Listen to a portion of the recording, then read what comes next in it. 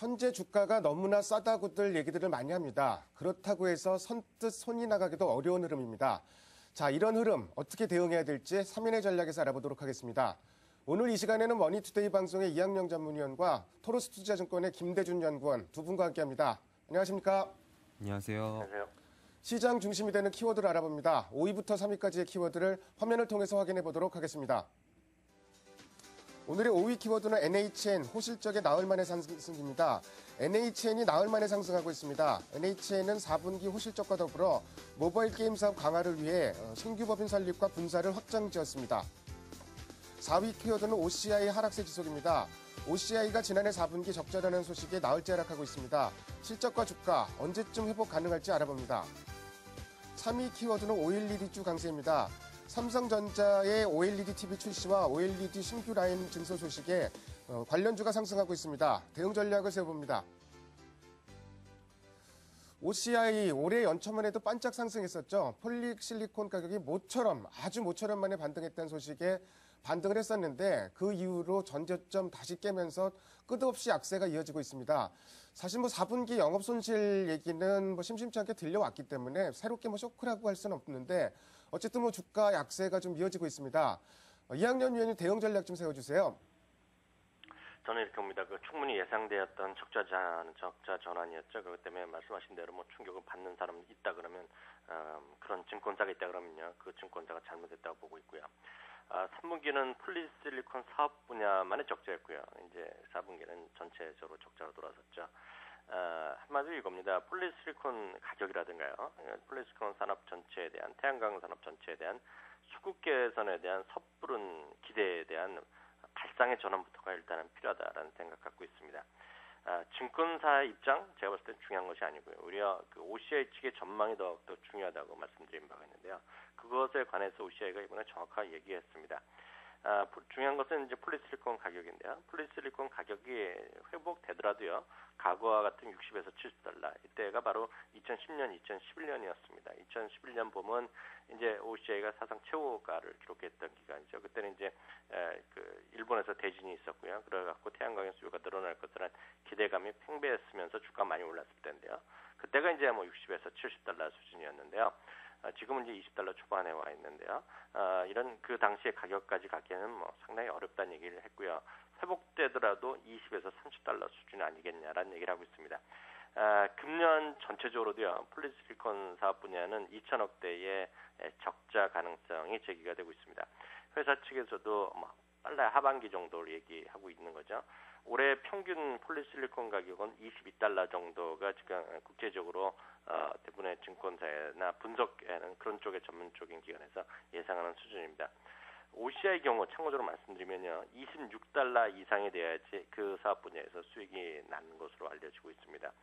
OCI가 26달러라고 하면요, 우리나라 다른 폴리실리콘이라든가 다른 관련 회사들은 바랄 것도 없는 거죠. 그렇기 때문에 분명히 말씀드릴 수 있지만 OCI가 분명히 언젠가는 40만 원, 50만 원 다시 갈 가능성이 크죠.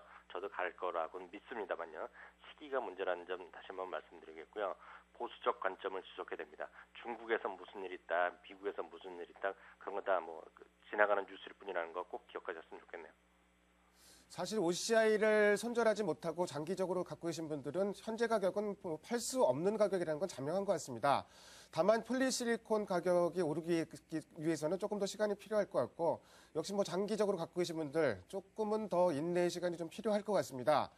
오늘 삼성전자에서 OLED TV 설날이 지나면 곧바로 나온다 이런 루머까지 좀 들었었는데 확인된 바는 없는 근거가 좀 약한 루머인 것 같고요. 상반기 중에 출시되는 거는 확실시 된다 이런 얘기는 어느 정도 신뢰성이 좀 있는 것 같습니다. 이것과 관련해서 덕산 하이메탈, 덕산 하이메탈 오늘 아주 급등하고 있고 SFA라든지 탑엔지니어링, OLED 관련 주제가 오늘 동반 상승세를 보이고 있는데 김대준 연구원은 어떻게 보이세요? 네, 일단 오늘 시장에서는 삼성전자가 설 연휴가 지나면은 OLED TV를 이제 출시한다고 이렇게 예상하고 있습니다. 현재까지는 이 소문 때문에 관련주들이 많이 오르고 있는데요. 하지만 이 이면을 좀 자세히 좀 지켜볼 필요가 있겠습니다. 이렇게 그 삼성전자의 TV가 새롭게 나온다고 이렇게 소문이 난 이유는 우선 보면은 이 경쟁 업체인 LG전자가 2013년 1월에 WRGB 방식의 OLED TV를 출시하면서 삼성전자의 이제 RGB OLED TV에 대한 어떤 전략이 어떻게 될 것이냐에 대한 좀 우려가 발생했는데요. 이러한 우려를 좀 불식시키기 위해서 삼성전자가 뭐 이제 출시를 한다고 하지만 이 시기가 설 연휴 직후로 이제 빨리 나온 것 같습니다. 그래서 지금 이 OLED TV 관련주가 이제 많이 오르고 있는데요. 하지만 그 소문이 나왔지만 아직까지 삼성전자의 2013년 설비 투자 계획이 발표되지 않았고요. 그리고 디스플레이 투자에 대해서는 아직까지도 그 삼성전자가 약간은 보수적인 입장을 견지하고 있기 때문에 앞으로 이렇게 크게 이제 동반 상승할 것이다라고 이렇게 보기에는 좀 어렵습니다. 하지만 뭐 TV가 양산이 되면은 뭐 장비 쪽에서는 이제 그 수요가 늘어난다 이런 기대감이 발생할 수는 있을 것 같습니다. 일단 여러 가지 주식들이 있는데요. 여기서 좀 장비들 중에서 탑픽을 좀 말씀드리면 덕산 하이메탈이 이제 가장 좋다고 보는데요. 아무래도 그 덕산 하이메탈 같은 경우에는 이 OLED TV 재료인 이제 HTL이라는 있던 장비를 이제 삼성에다가 이제 납품을 하고 있는데요. 그 삼성 TV에 따른 이 수요 증가에 따른 이 수혜가 OLED 그 덕산 하이메탈에 이제 될 것 같고요. 하지만 이 최근에 주가 흐름이 요 며칠간 단기 급등세를 보였기 때문에 여기에 이제 좀 추격해서 따라가는 거는 조금 그 시기상조라고 보고 있습니다. 이 증시 이 시장에서는 이런 격언이 있는데요. 소문에 사서 뉴스에 팔아라 이런 말들이 있기 때문에 이쪽 관련해서 투자를 하시려면 정말 한 하루 이틀 아주 짧게 이렇게 보시는 것이 나을 것 같고 정말로 설 연휴에 나온다는 그런 기대감 때문에 그것을 확인하고 사시기에는 약간 좀 무리가 있을 것 같습니다. 뭐 OLED TV 언젠가 나오겠죠. 근데 뭐 설 연휴 직후에 진짜 나올지 안 나올지 뭐 알 수는 없는 상황이고 이런 루머에 근거해서 매매를 한다 그러면 뭐 위험성이 상당히 좀 큰 것도 사실인 것 같습니다. 특히 뭐 만약에 설 연휴 이후에 나온다 그러면은 좀 재료가 노출될 수 있다는 점 그런 점으로 봐서는 뭐 추격 매매하기에는 조금 부담스럽지 않은가 좀 개인적으로 그런 생각이 좀 듭니다.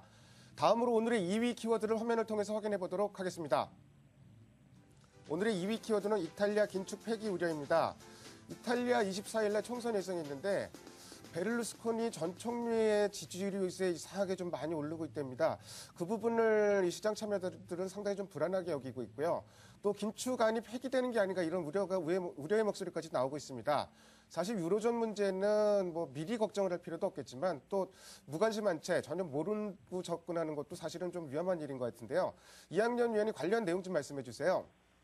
네, 말씀하신 대로입니다. 그 베를루스코니의 지지율이 계속 올라가고 있습니다. 근데 이제 특히 이제 그게 왜 중요하냐면 그 양반이 지금 얘기하는 것이 세금에 대한 감면을 약속했고 이런 것이 결국은 그 어떤 이탈리아의 재정 위기를 다시 심화시킬 수 있지 않냐라는 우려감이 일단 반영됐다라고 보는데요.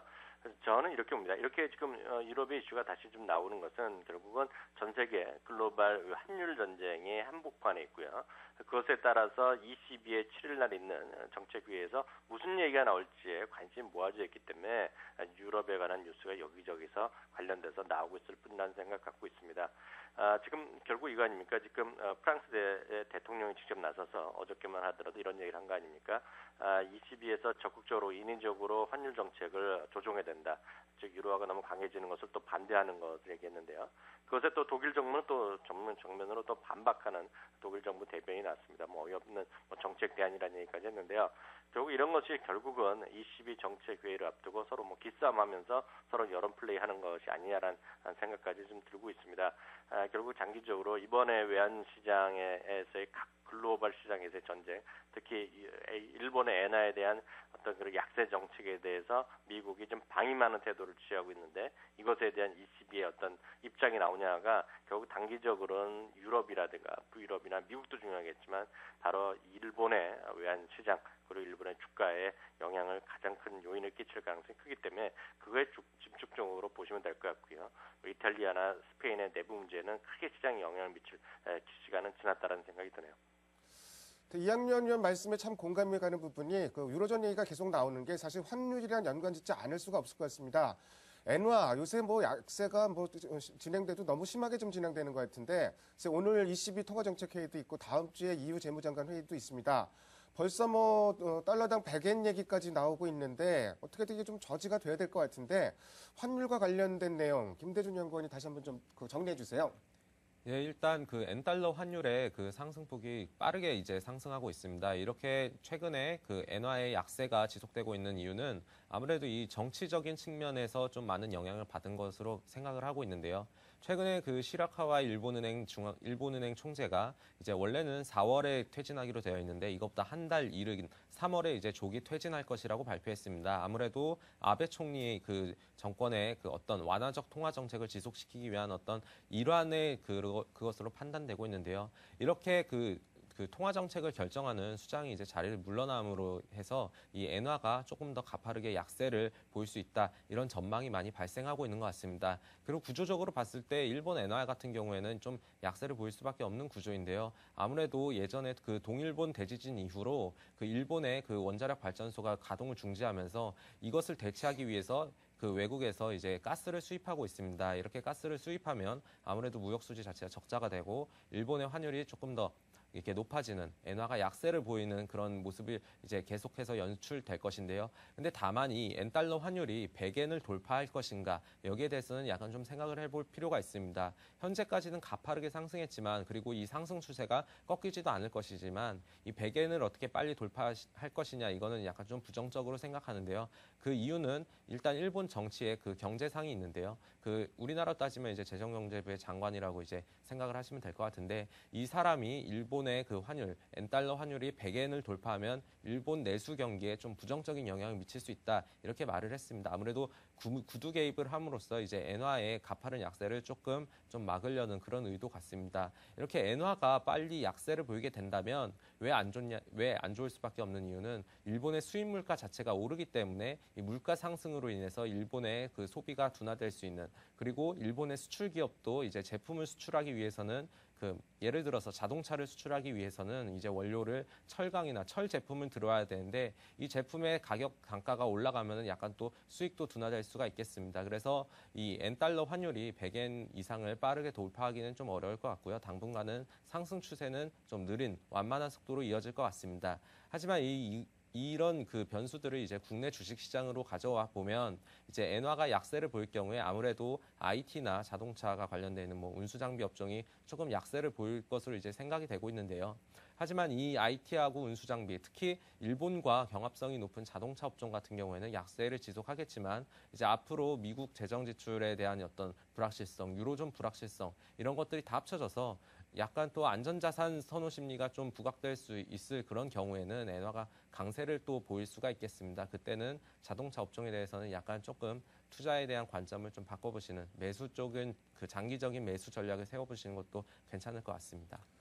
사실 뭐 흔히 이런 얘기들 많이 하죠. 주가 예측보다 환율 예측이 훨씬 더 어렵다. 특히 환율 같은 경우는 펀더멘탈이란 기본적인 요인 외에 정책적인 변수 또 정치적인 변수에 의해서 너무 영향을 많이 받기 때문에 우리가 예측하는 데는 한계가 있는 것도 사실입니다. 그렇긴 하지만 어쨌든 지금 시장의 가장 중요한 변수 중 하나가 환율이기 때문에 환율의 움직임, 특히 이제 엔화 약세가 어느 정도 좀 저지가 돼야지 우리 시장도 어떤 그 반전의 모멘텀이 발생할 수 있다는 점. 그래서 환율 변화는 계속 좀 주목할 필요가 있을 것 같습니다. 다음으로 오늘의 1위 키워드를 화면을 통해서 확인해 보도록 하겠습니다. 오늘의 1위 키워드는 혼조 장세입니다. 우리 시장 뭐 정말 아까 뭐 서두에 말씀드렸듯이 나쁜 쪽의 의미로 진짜 일관성 있는 장세입니다. 계속 시장 약세고요. 사실 주가 싸다 너무나 싸다 이렇게 얘기들을 많이 하는데 시장의 자신감은 또 너무 약해져 있는 상황입니다. 자, 이런 시장 흐름에서 어떻게 시장 대응해야 될지 이학년 위원이 대응 전략 좀 세워주세요. 네, 저는 일단은 뭐 지금 현재 구간이 싸다라는 것 일반적인 주장에 대해서는 약간의 뭐 반신반의를 하고 있습니다. 일단 PR 기준을 보면은요, 뭐 증권사마다 약간의 계산법이 틀리겠지만 제가 봤을 때는 뭐 8.4배에서 8.6배 정도로 저는 판단하고 있는데요. 물론 맞습니다. 2000년대 이후만 이렇게 계속 비교해 보면요, 상대적으로 보면 현재 위치는 상대적으로 보면 저평가인 것은 틀림없지만요. 그러면 8.4배, 8.6배라는 것이 우리나라 입장에서 분명히 절대적으로 좀 저평가냐, 그래서 무조건 사야 되는 구간이냐라는 생각한다 그러면 저는 그건 분명히 아니라고 보고 있습니다. 물론 정말 장기적으로 보고 지금의 이익이 유지된다 그러면 주가는 올라가 있겠죠. 그렇지만 지금의 상황에서 지금 그리고 계속해서 지금 이익의 그 어떤 전망치가 1분기는 그나마 기대했는데 1분기도 조금씩 낮아지고 있는 시점에서 본다 그러면 지금 이것이 절대적으로 싸다는 생각이 저는 기본적으로 좀 반대라는 입장이기 때문에 모르겠습니다. 8배 이하면 분명히 절대적으로 싸다라는 생각을 갖고 있지만 여전히 PR 0.5배에서 0.6배 정도는 여전히 룸이 떨어질 어떤 가능성은 저는 분명히 있다라는 생각 갖고 있습니다. 그러면 언제 회복되겠느냐? 너무나 명확하죠. 외국인의 확실한 수급 개선이 지금 전제돼야 된다는 생각 갖고 있고요. 국내 기관, 투신이 됐건 개인이 됐건 연기금만의 힘으로는 시장을 극복할 힘은 없다라는 생각을 갖고 있습니다. 최소한의 전제 조건이 이겁니다. 일본의 엔화 가치가요. 하락 속도가 진정되는 것에 보여야 되는데요. 진정되긴커녕 계속해서 엔화는 약세를 이어가고 있죠. 거의 하루에 0.6엔, 0.8엔 그렇게 막 올라가고 있는 상황에서 지금 시장을 강하다 약하다 이렇게 말하고 지금 싸다 비싸다 얘기하면서 사야 된다, 분할 저가 매수한다는 해야 된다는 주장은 저는 어찌 보면 무책임한 발언이라는 생각까지 듭니다. 보수적 시장관을 기본적으로 좀 유지해야 된다는 생각 갖고 있고요. 똑같습니다. 1940선 저는 상당히 좀 힘들다고 생각하고 있는데요. 1940선 이탈하는 것을 확인하신다 그러면 추가적인 비중 축소를 생각하셔야 된다는 생각을 다시 한번 확인드리겠고요. 주초부터 계속 말씀드렸다시피 이제 중국 관련주 이런 것들이 분명히 대안은 될 수 있겠죠. 춘절 이런 것들이. 그렇지만 과거 경험 보면 춘절 관련주는 이제 막상 춘절이 시작되기 전에 어떤 뉴스가 이제 하고 어떤 마무리되는 시점, 정말 이벤트가 형성되는 시점에서 물량을 최소한 분할 차익 일부라도 차익을 실현하자는 말씀을 주초부터 드리고 있는데요. 오늘 그런 주식들이 많이 좀 밀리는 모습을 보이는데요. 이유가 딱하니 있는 것이 아니죠. 나빠서 떨어지는 것이 아니라 많이 올랐기 때문에 떨어지는 것이고요. 지금 주식은 지금 떨어지고 있는 것들, 올라가는 것들 상관없이 특히 올라가는 주식들은요. 그것들이 분명히 정말 좋아서 올라가는 주식은 몇 개 없을 겁니다. 냉정히 말씀드리면. 지금 시장이 재미없고 큰 주식들이 재미없으니까 대안으로 올라갔던 성격이 워낙 강하기 때문에요. 그것들은 제가 봤을 때는 삼성전자나 현대차, 나를 여타 대형주에 비해서 엄청난 고평가 주식이 많다고 봅니다. 사실 새로운 호재가 하늘에서 뚝 떨어졌으면 좋겠지만 그런 거를 기대하기는 좀 어려운 상황인 것 같고 이 시장이 돌아서기 위해서는 이학영 의원 지적하신 말대로 일단 외국인 수급 문제 그리고 환율 문제가 어느 정도 진정이 돼야지 어떤 반전의 계기가 마련이 될 것 같습니다. 자, 이제 오늘 시장 거의 마무리되고 있고 내일 하루 지나면은 설 연휴입니다. 사실 설 연휴 이전에 지금 주식을 적극적으로 담기는 굉장히 좀 어려운 상황인 것 같은데요. 그 와중에 또 혹시 관심 가져볼 만한 섹터나 종목이 있으면은 김대준 연구원이 좀 말씀해 주세요. 예, 아무래도 이 설 연휴를 앞두고 적극적으로 투자를 하기에는 좀 어려운 시점입니다. 예전에 과거 사례를 다 지켜보면 아무래도 설 연휴 동안에 해외 이 변수들이 어떻게 될지 모르기 때문에 이 불확실성으로 인해서 대부분 좀 팔고 이렇게 전략을 세우는 입장이었는데요. 저도 이렇게 생각을 하고 있는데 굳이 여기서 이제 포트를 좀 담으시겠다 이렇게 생각을 하시면 한 2가지 정도로 말씀을 드릴 수가 있겠습니다. 정말로 이렇게 장기적으로 보고서 이제 투자할 수 있는 우량주인 삼성전자 정도가 가능하겠고요. 그리고 그 나머지로는 이 설 연휴 그리고 중국의 춘제 여기와 관련돼서 이쪽과 관련돼 있는 국내 내수주 쪽을 조금 지켜보실 수가 있겠습니다. 종목을 예로 들면 아무래도 중국 수요에 대한 기대감을 일으킬 수 있는 강원랜드 정도가 되겠고요. 그리고 내수 쪽에서는 이제 우리나라 소비도 있고 해외에도 팔 수 있는 한 CJ 제일제당 같은 이런 음식료 업종 같은 게 조금 대안이 될 수가 있겠습니다. 하지만 아무래도 불확실성이 커지는 구간이고 최근의 변수들이 엔달러 상승 그리고 유로존 불확실성 오늘 ECB 기준금리를 결정하는 회의도 있고요. 그리고 2월 안에 미국의 재정 지출 이 감축에 대한 어떤 여러 가지 토론들도 이어지고 있기 때문에 당분간은 이 설 연휴 전에 바로 투자를 하시기보다는 지나고 난 다음에 어떻게 상황이 변하는지를 좀 판단하고 투자를 하시는 게 좋겠습니다. 아무래도 공격적으로 포트에 주식을 담기에는 너무나 무리가 가는 흐름인 건 좀 분명한 것 같고요. 그나마 조금이라도 장기적 맥락에서 담는다 이러면 삼성전자 그리고 그 이외의 관심주로 강원랜드와 CJ 제일제당 정도를 제시해 주셨습니다. 지금까지 5가지 키워드를 통해서 오늘 시장의 흐름을 살펴봤습니다. 두 분 말씀 잘 들었습니다. 감사합니다. 감사합니다. 감사합니다.